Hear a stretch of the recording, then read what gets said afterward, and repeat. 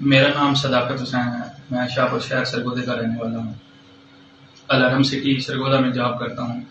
میں پچھلے 5-7 سال سے ٹویٹر اکاؤنٹ چلا رہا ہوں، جس کی وجہ سے ہماری تحصیل شاہپور کی ایک سیاسی شخصیت جس کا نام شہزاد مکن ہے نے رابطہ کیا اور انہوں نے مجھے اپنا پرسنل اکاؤنٹ چلانے کے لیے 5,000 روپے ماہوار کی آفر کی، لیکن میں نے ریجیکٹ کر دی.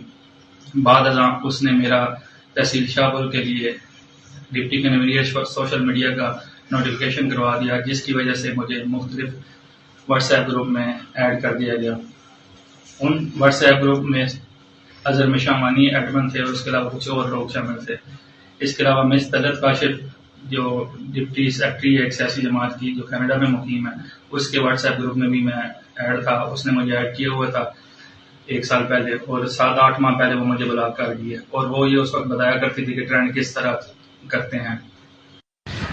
اچھا میم، میں نے ایک چیز یہ پوچھنی تھی کہ ابھی کچھ لوگ یہ مجھے میسیجز بھیج رہے ہیں کہ آپ کا اکاؤنٹ جو ہے نا رپورٹ کر رہے ہیں تو بلاک ہو جائے گا، جبکہ مجھے کمنٹس بھی مل رہے ہیں، ری ٹویٹ بھی مل رہے ہیں، تو کیا یہ بلاک ہو سکتا ہے؟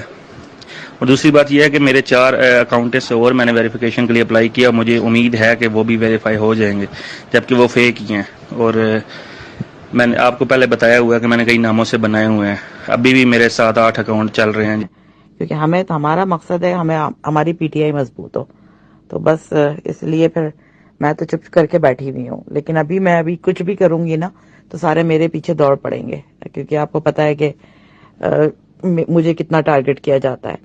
اس لیے میں بس خاموشی سے بالکل بیٹھی ہوئی ہوں، کچھ بھی نہیں کہہ رہی ہوں کسی چیز پہ. تو اب آپ یہ کہ بس مجھے طریقہ بتاؤ اور خاموش رہو، آپ بھی کسی کو رپلائی نہ کرو. اور اب میں کہہ نہیں سکتی، مجھے نہیں لگتا کہ کسی نے رپورٹ سے کچھ ہونا چاہیے، لیکن نیور نو، کہہ بھی نہیں سکتے کہ کیا پتا کہ کیا ہو اور کیا نہیں ہو.